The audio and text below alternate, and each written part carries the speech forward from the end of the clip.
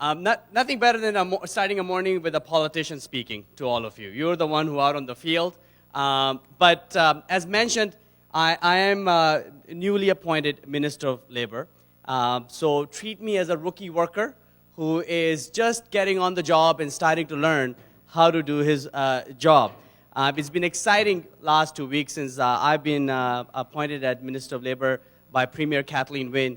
And this is actually my very first opportunity out in public speaking to a group like yourself. So I very much appreciate the opportunity for being here.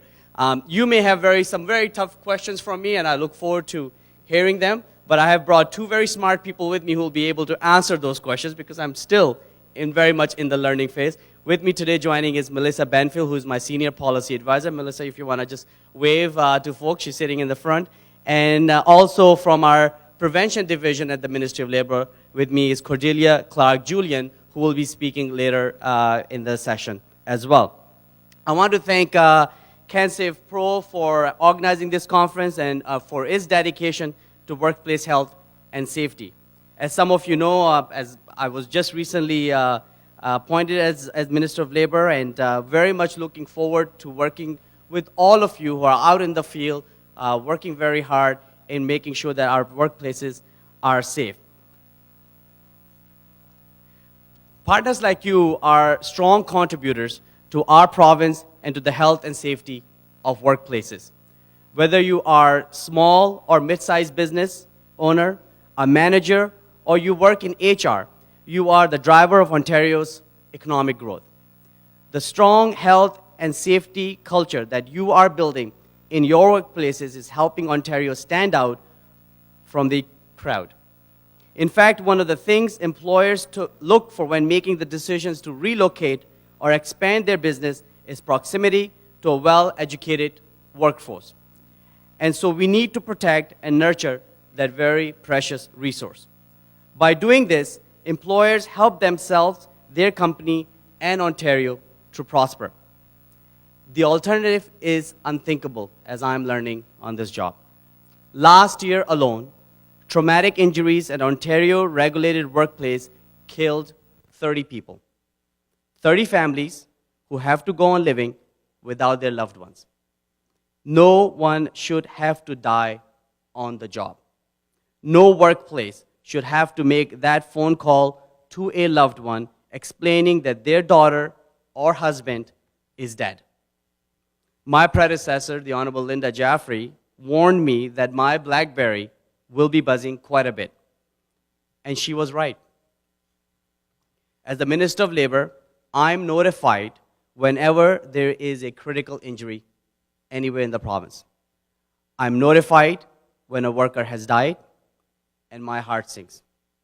I'm on the job 2 weeks, and there's already been, in those 2 weeks, 2 deaths on workplaces. One of them literally down the street from where I live in Ottawa.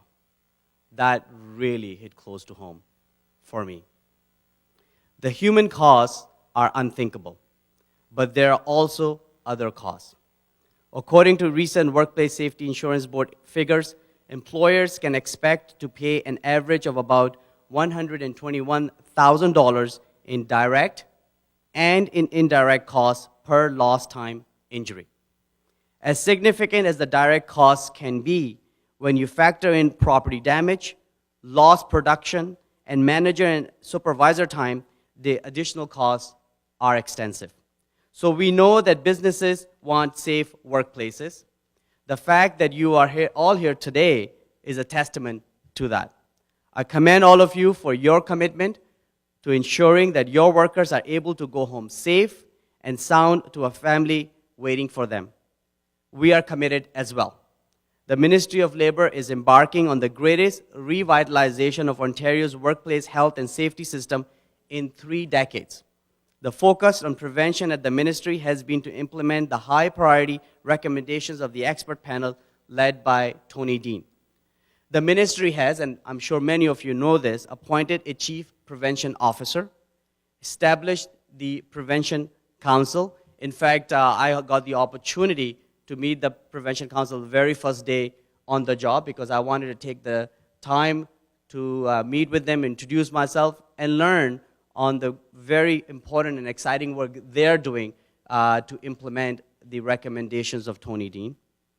We have created working groups on small business and vulnerable workers and prepared information and resources as well as training materials.